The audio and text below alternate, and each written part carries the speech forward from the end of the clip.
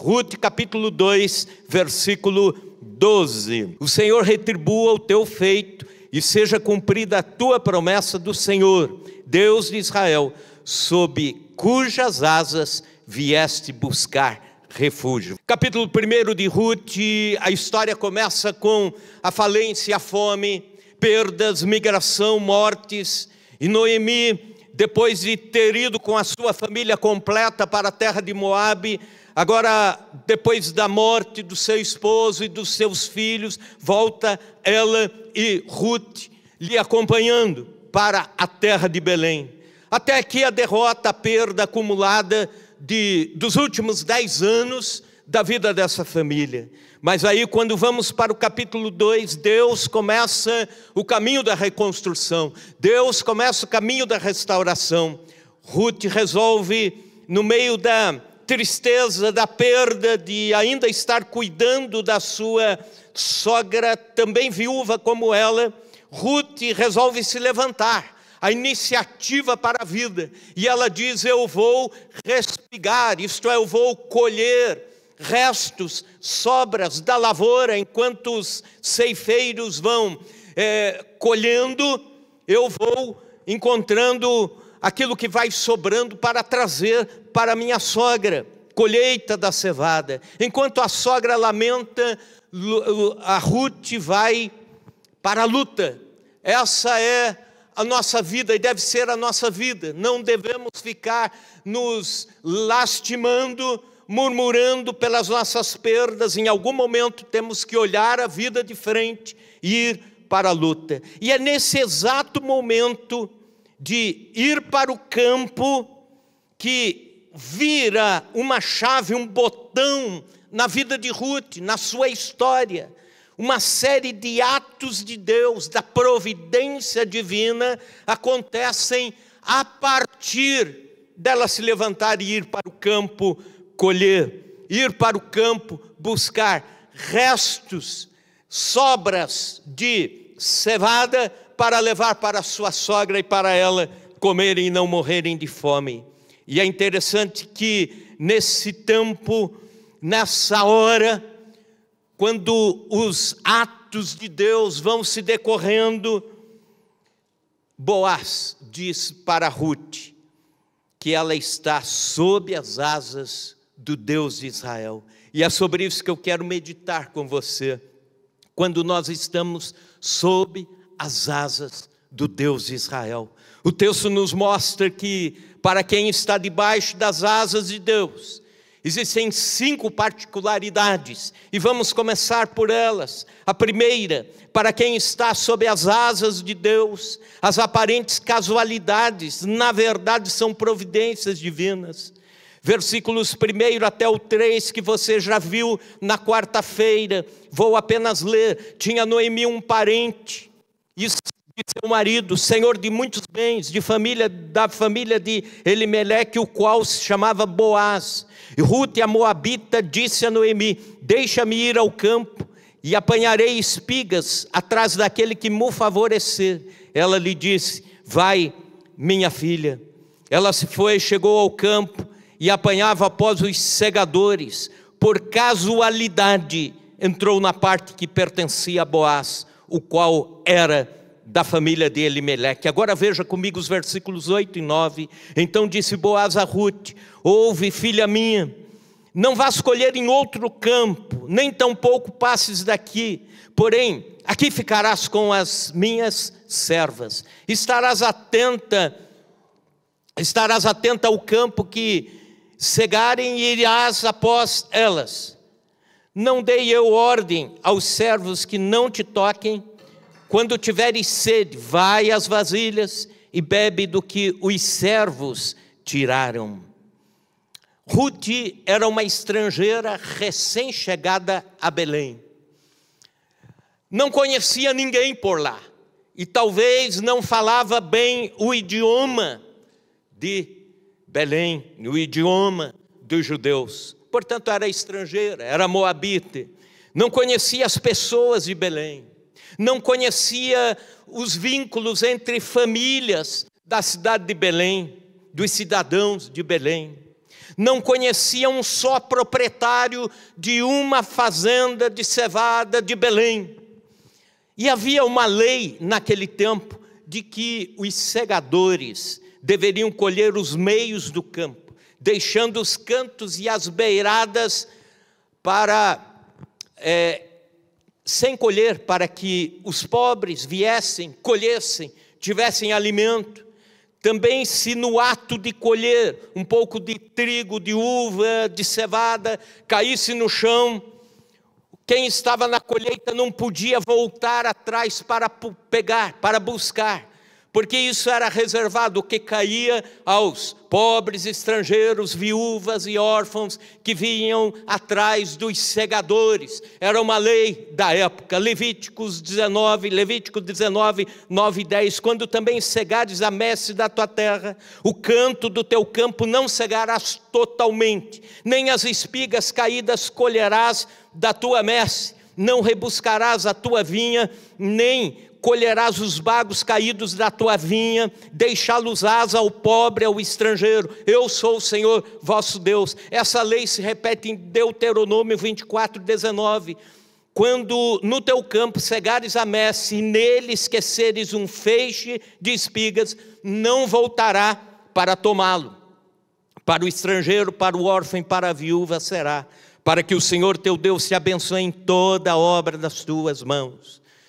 Abrindo parênteses aqui, irmãos agricultores, lembre-se desses 3 versículos quando forem regular a plataforma da colheitadeira. Porque o que ficar para trás na lei de Deus era para os pobres, viúvas, órfãos. Fecho parênteses aqui, estou brincando apenas. Mas Ruth pensava que fora um dia qualquer. Ela pensava que era uma hora qualquer. Ela pensava que foi na parte qualquer de um campo qualquer, de um proprietário qualquer, respigar os restos da cevada. Ela trabalhou uma manhã inteira juntando alimento num lugar que ela pensava que era casual, escolheu aleatoriamente, e aí ela descobre que não escolheu, que era a providência de Deus. Então a mão de Deus estava por trás de cada detalhe na vida de Ruth. Não era um campo qualquer, havia um propósito divino direcionando Ruth exatamente para aquela parte daquele campo que pertencia não a um proprietário qualquer, mas a Boaz, que mais tarde vai resgatar os bens da família de Noemi, de Ruth, e mais tarde ela também se torna descendente do Senhor, aliás, ascendente do Senhor Jesus, através do casamento futuro dela com Boaz. Não era um dia e hora aleatório, pelo contrário, era o dia e hora exatamente em que Boaz vai visitar o seu campo, a sua colheita, e lá ele encontra com Ruth. Boaz pediu informações a um dos segadores. Quem é essa moça? É a Ruth, a moabita. E ele diz: já ouvi falar muito bem de Ruth, a moabita. Boaz deixou o campo à disposição, a água à disposição. Ele disse: pode colher aqui no meu campo, não vá em outro campo, colhe só aqui. E também a água dos segadores eu deixo à sua disposição, Ruth. E depois, ainda no versículo 15, a Bíblia diz que ele faz questão que sobre mais dos segadores, como se ele tivesse dado ordem assim: desregulem a colheitadeira para ficar mais sobra no chão, e aí a Ruth tenha mais alimento. Romanos 8, 28, todas as coisas cooperam para o bem daqueles que amam a Deus e que são chamados segundo o seu decreto. Quer repetir isso comigo? Todas as coisas cooperam para o bem daqueles que amam a Deus e são chamados segundo o seu decreto. Muitas pessoas acreditam que Deus está no comando das coisas grandes. Deus está sim preocupado com a guerra na Ucrânia. Deus está preocupado com as coisas mais escabrosas do nosso planeta. Deus está preocupado lá com Israel e Hamas. Deus está preocupado. Não, Deus está também preocupado com os pequenos detalhes da minha e da sua vida, do cotidiano.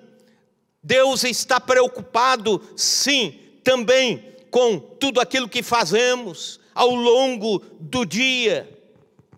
Aparentemente são coisas minúsculas do cotidiano, aquilo que falamos, as pessoas que encontramos, as ideias que damos, aquelas que ouvimos, com quem nos relacionamos. Deus está no comando de cada detalhe da minha e da sua vida. Para Deus não existem coisas menos importantes e mais importantes. Para Ele, cada detalhe é importante. Deus é transcendente, quer dizer, coisas do universo Ele controla, mas também é imanente, coisas do dia a dia, do cotidiano, as nossas necessidades, ali Ele está. Cada pequena peça do quebra-cabeça é parte da história. A atenção divina nunca é dividida, nunca é pulverizada. Se o Senhor Deus rastreia cada pardal, como diz Mateus 10, 29, então nada é pequeno demais para a sua atenção. Então não existe na minha e na sua vida coincidências. Não existe na minha e na sua vida casualidades. Existe providência divina. A mão de Deus nos detalhes. Um homem certa vez tentou matar o pregador do Exército da Salvação, Samuel Berglow. Pois bem, lançou um tijolo na cabeça dele e o Berglow sobreviveu ao ataque, mas precisou passar por longos meses de recuperação. E durante esse tempo de convalescência, ele escreveu vários artigos, e os artigos foram compilados num livro que se chamou Auxílios para a Santidade.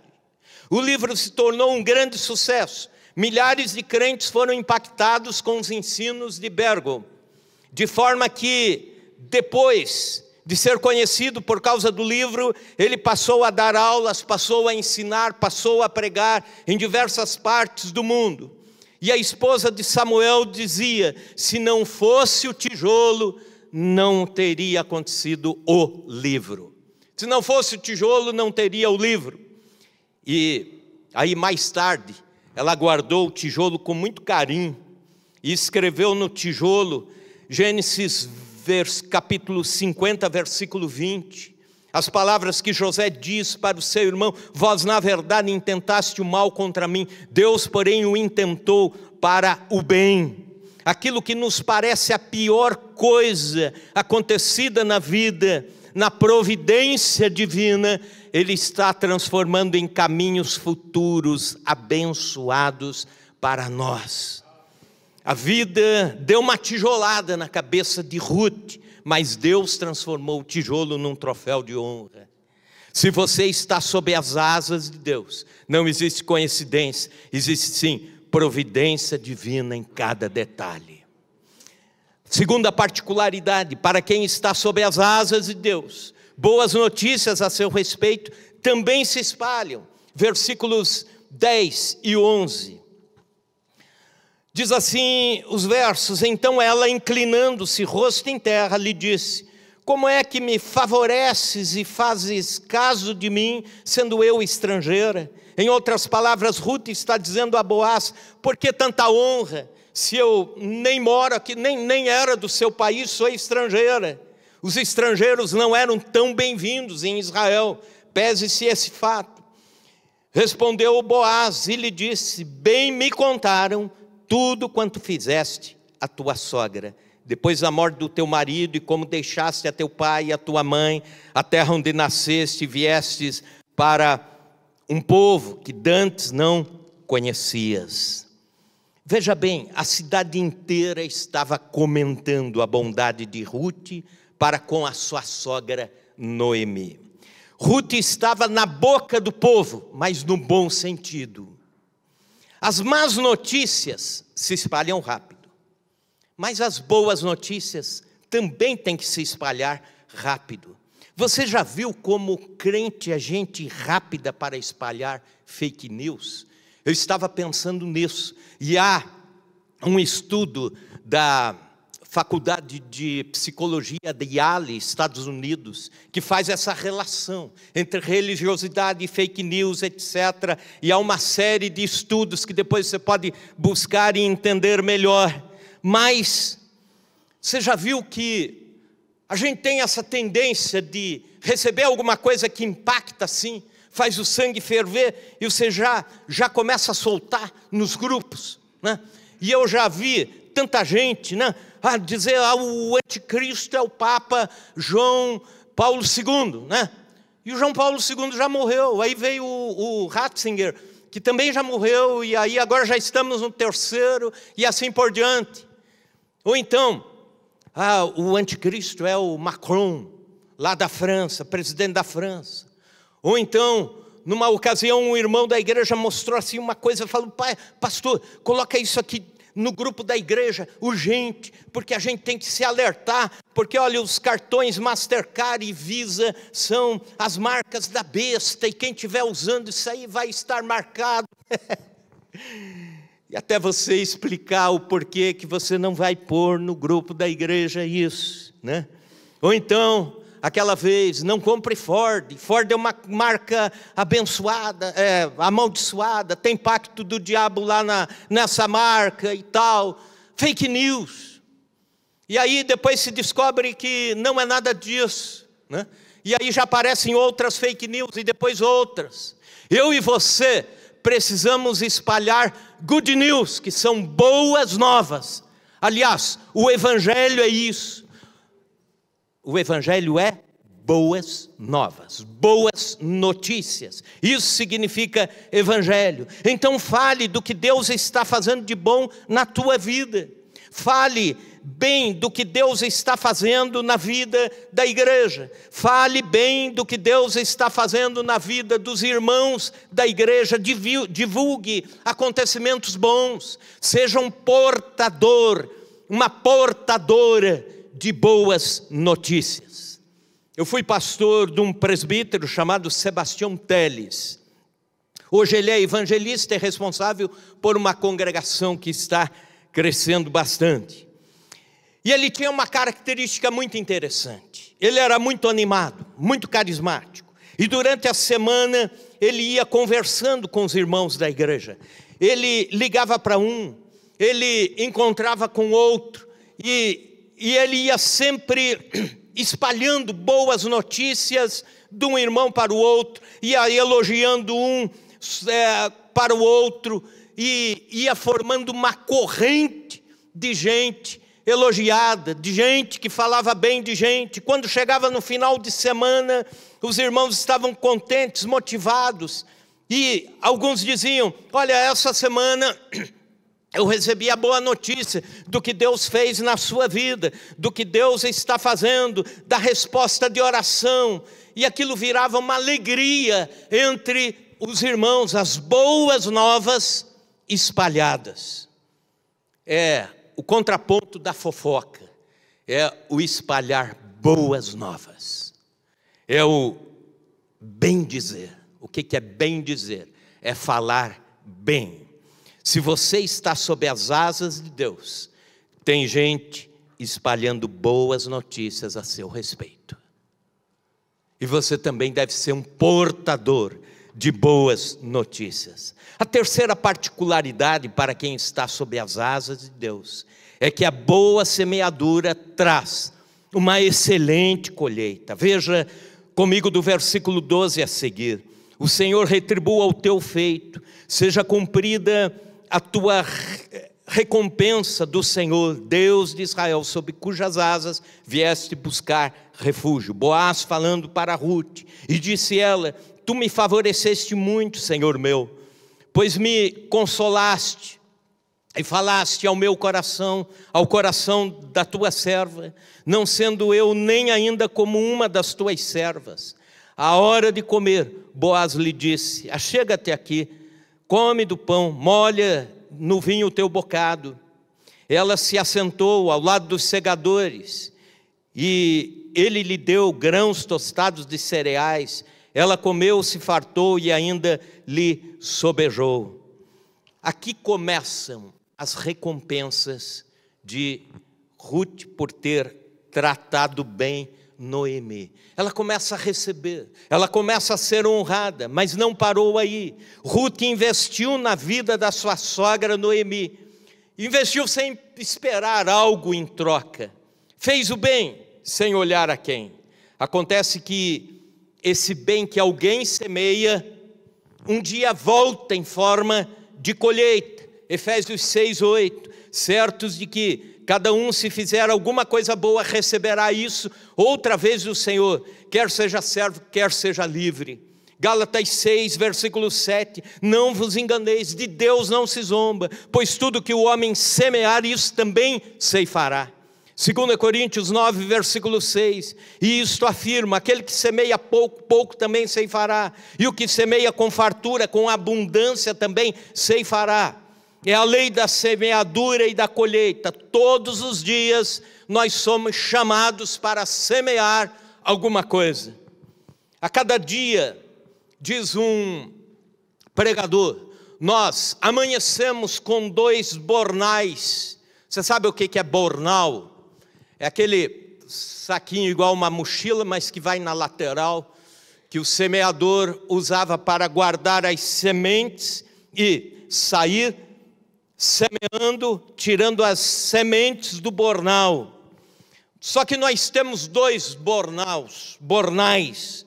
Nos levantamos com os bornais de boas sementes e sementes ruins, sementes do bem e sementes do mal. Então você tem que escolher ao longo do dia como você vai semear, onde você vai colocar a mão para a sua semeadura.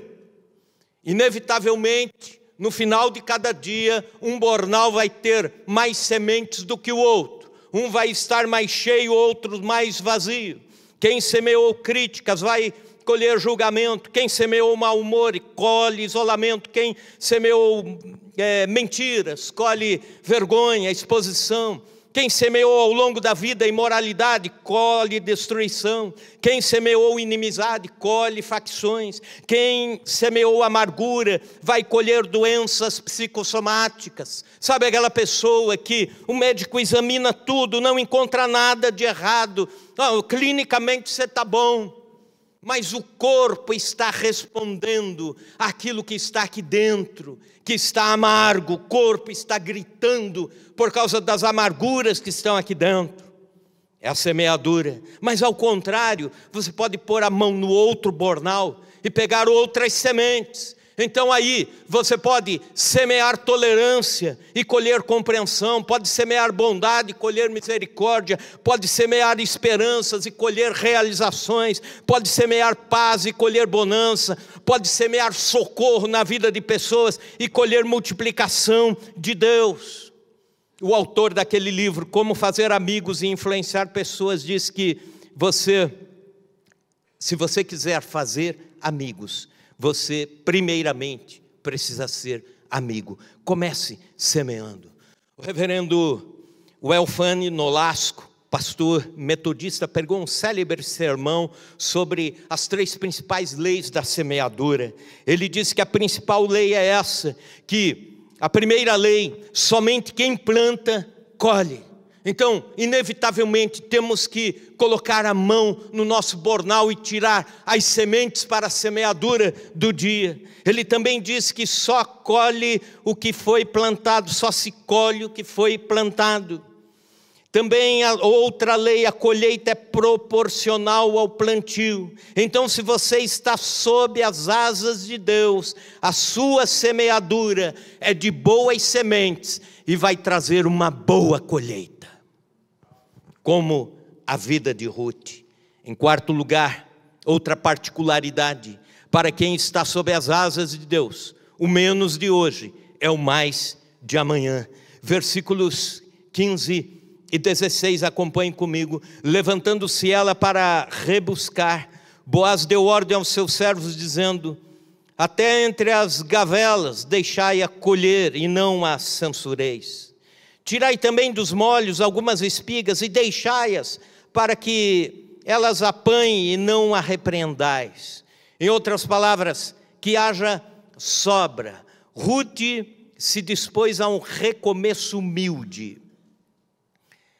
Ela era nora de um fazendeiro falecido chamado Elimeleque. Tinham bens, muitos bens, ainda na época da fartura em Belém, mas que no meio da fome, no meio da seca, o Banco do Brasil da época tirou tudo deles, ficou sem. E agora esta família falida, ela vai começar com pequenos começos. Foi colher sobras junto com órfãos estrangeiros, viúvas e inválidos. Mas o começo humilde foi o primeiro degrau para uma história de honra. Foi o primeiro degrau para tudo que Deus estaria construindo. Nos meses seguintes, ela recuperou as terras perdidas para Noemi, a sua sogra, através de Boaz. Essa história está nos próximos capítulos. Não perca os próximos capítulos. Anos depois, ela gera um dos ancestrais do nosso Senhor e Salvador. Dizem que você nunca é tão grande como quando é humilde. Humildade, lição que precisamos reaprender. O maior de todos os homens cingiu-se de uma toalha, pegou uma bacia com água nas mãos e ajoelhou-se aos pés de 12 homens arrogantes que estavam tentando vencer o orgulho próprio, e lhes lavou os pés. E essa lição fica para todos nós que servimos a Deus. Se você está sob as asas de Deus, o menos de hoje será o mais de amanhã. Tenha humildade para recomeçar de baixo. Tenha humildade para começar com um salário mínimo depois que sai da faculdade. Você diz, mas a minha capacidade é para mais. Mas começa no pouco. Tenha humildade para recomeçar a vida com um trabalho simples, depois de um longo período de desemprego. Os pequenos começos, ou os pequenos recomeços, levam às grandes conquistas. Esse é um princípio da vida. É um princípio de Ruth. Se você está sob as asas de Deus, o menos de hoje será o mais amanhã. Quinta e última particularidade, para quem está sob as asas de Deus: adora e influencia outros a adorar. Versículos 19 e 20. Então lhe disse a sogra: onde colheste hoje? Onde trabalhaste? Bendito seja aquele que te acolheu favoravelmente. A Noemi viu Ruth chegando com muita coisa em casa, viu Ruth chegando com abundância, e Ruth contou à sua sogra onde havia colhido, e disse: o nome do Senhor em cujo campo trabalhei é Boaz. Então Noemi disse à sua nora: bendito seja ele do Senhor, que ainda não tem deixado a sua benevolência nem para com os vivos, nem para com os mortos. Disse-lhe mais Noemi: esse homem é nosso parente chegado, e um dentre os nossos resgatadores. Ruth, que até então ainda não conhecia o Deus de Israel, porque era estrangeira, pagã, moabita, ela passa a adorar a Deus, passa a servir a Deus através da sua sogra. Ainda no tempo de estar em Moabe, ela conhece a Deus, ela quer seguir a Deus, ela diz: o teu Deus será o meu Deus. E essa crente tão nova dá uma lição para uma crente antiga chamada Noemi. E Ruth, indo para o campo, reconhecendo a benevolência de Deus, reconhecendo Deus com ela, estando sob as asas de Deus, superou o drama, deixou a amargura e passou agora a adorar a Deus. E não só ela adora a Deus, como Noemi, que já estava até pensando em trocar o nome de Noemi para Mara, que significa amargura, rendeu-se à adoração. Amargura e murmuração destroem a alma. A adoração nos coloca no nosso papel original. Sabe para que eu e você fomos criados? Para glorificar a Deus. Esse é o princípio mais básico que a gente aprende quando se converte a Cristo. Por que Deus nos fez? Para adorá-lo, para servi-lo. E a adoração nos coloca de volta nesse papel original. A adoração resgata a nossa identidade. Tem tanto crente procurando a sua identidade cristã. Para que eu sirvo? Qual é a minha identidade? Comece a adorar a Deus. Você já encontra a sua macro-identidade aí. Qual é a razão pelo qual eu e você fomos criados? Para adorar a Deus. Martinho Lutero, reformador, dizia assim: como a murmuração é música aos ouvidos do diabo, a expressão de gratidão é adoração aos ouvidos de Deus. Se você está sob as asas de Deus, você adora a Deus e também leva outros a adorar a Deus. Sob as asas de Deus, debaixo das asas de Deus. Nós estamos ainda em clima de Olimpíadas, que terminou nessa tarde. Lembrei-me da história do atleta britânico Derek Redmond. Ele chegou a Barcelona no ano de 92, determinado a espantar um fantasma que lhe pegou na Olimpíada anterior. Ele estava prestes a entrar na pista para competir 400 metros rasos e rompeu o tendão de Aquiles. E depois de 4 anos, 5 cirurgias, depois de entrar em forma novamente, agora ele entra como favorito na prova dos 400 metros.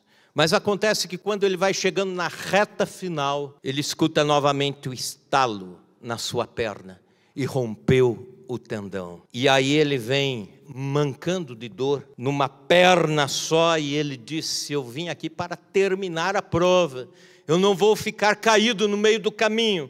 E ele se levanta e vai pulando. E de repente um senhor sai da arquibancada e vem e lhe escora com o ombro. E os seguranças tentam tirá-lo, mas ele vai insistentemente. E ambos terminam. Era a figura do seu pai. Seu pai estava lá assistindo e pulou a mureta para completar a prova, escorando o seu filho. A dramática cena da dupla percorrendo os 100 últimos metros, pai andando e filho mancando, levou o estádio olímpico ao delírio e aplaudiram Redmond, e ele deixou Barcelona com o título de herói olímpico, mesmo sem a medalha. Querido irmão, querida irmã, por vezes nós estamos nessa luta, estamos na nossa corrida da vida. E as coisas não saem como a gente planejou, não saem do jeito que a gente quis. Mas de repente, em algum momento, Deus sai das arquibancadas da vida e nos abraça, como cantamos. Vamos cantar de novo essa música. E nos leva até o fim da prova. Essa é a história de Ruth. A mesma história de Ruth pode se repetir na minha e na sua vida. Sob as asas de Deus, eu e você chegaremos ao fim da nossa jornada. Aleluia, aleluia.